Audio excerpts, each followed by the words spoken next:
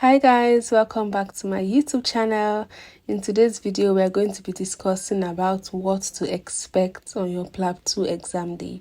I know PLAB 1 results were out recently and so many people have started to prepare for PLAB 2. So I feel like this video will give you an idea of what happens on the exam day, what to expect before the exam, during and after. So hopefully this video helps you, and if it does, please give it a thumbs up. Leave a comment in the comment section if you have any questions for me. I've noticed a lot of you really enjoyed my PLAB 2 video where I discussed my study process, resources and all of that. So I know that this video is going to be very helpful for you.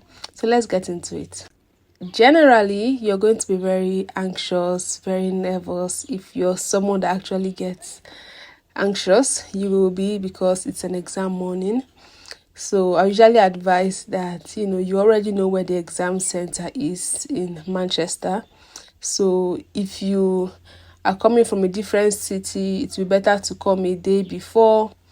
If you are already in that city, you should go around and explore and know where the exam venue is.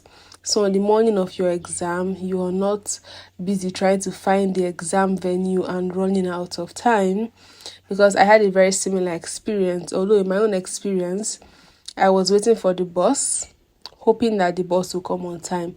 But unfortunately, on my exam day, there was a change of route of the buses. So I was waiting at the bus stop for almost 30 minutes before someone just told me that, oh, the bus is not coming here today, and I had to hurriedly move to the next bus stop in order to get to the exam venue. So you should have already known where the exam venue is to save you a lot of stress. Or you can just use an Uber or Bolt to go to the exam venue. So that is something that you should know. So usually you should get to the exam venue about 30 minutes or 30 minutes to an hour before the exam. I had my exam in Square. There's Square and there's Street, but they are all around the same place. So if you're in Square or you're in Street, the exam venue, they are just close to each other, so you can find one from the other. So I got to Square about 30 minutes before. You get in there, there'll be someone to welcome you into the building. And then, they check your information, confirm your name is on the list of people writing the exam on that day. And then they put you in the elevator to actually go up to the exam venue. So you get to the exam venue, everybody forms a queue. Everyone forms a queue and they have to check your passport. So it's very important that you have your international passport with you, as that is what you would need to write the exam. Your international passport, if you're wearing a jacket or anything of sort, you have to take it off. So if you have a bag as well, they're going to give you a locker space. After checking your passport, they'll give you a locker space so you can put your bags and your jacket.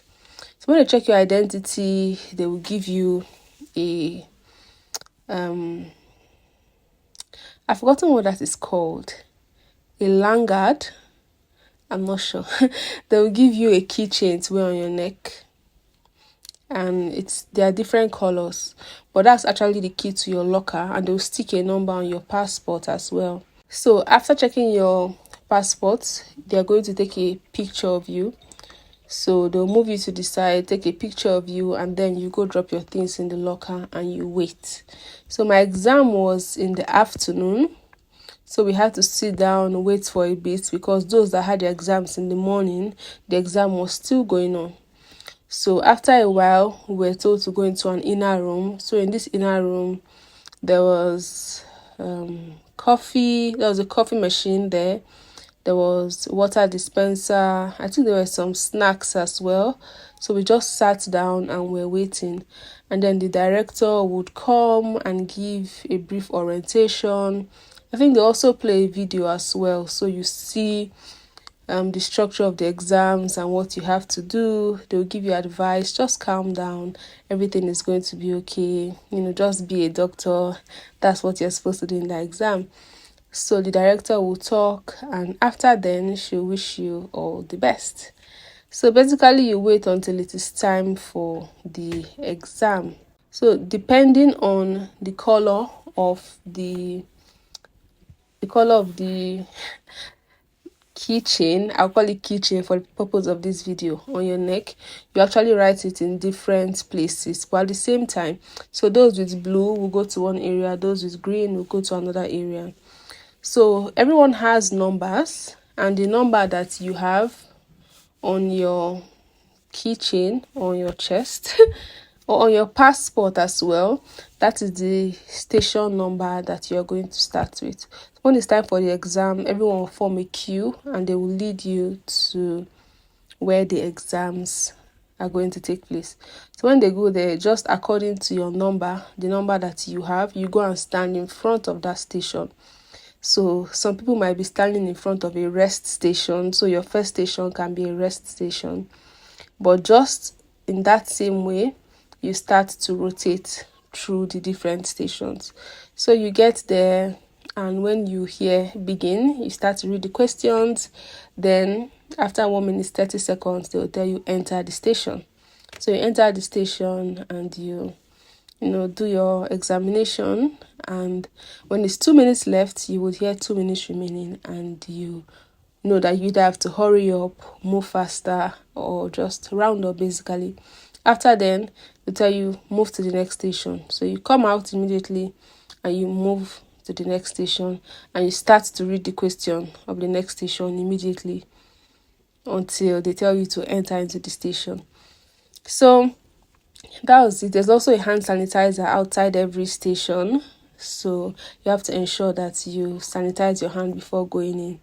I have a vlog of my exam day. I also have another vlog I have a video talking about some things that you should take note of, you should not miss on the PLAB 2 exam day. And I also have a third video on my PLAB 2 study strategies, materials and everything.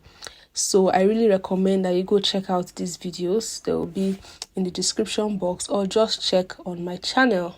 So when you are in your stations, you would encounter the rest station. There will be a water dispenser, there'll be biscuits, there's a seat, a table, so you can just sit down and rest for your rest station 8 minutes. Once the time is up, you have to leave and move to the next station. I think for me, I ended with a rest station, which I didn't actually mind. I ended with a rest station.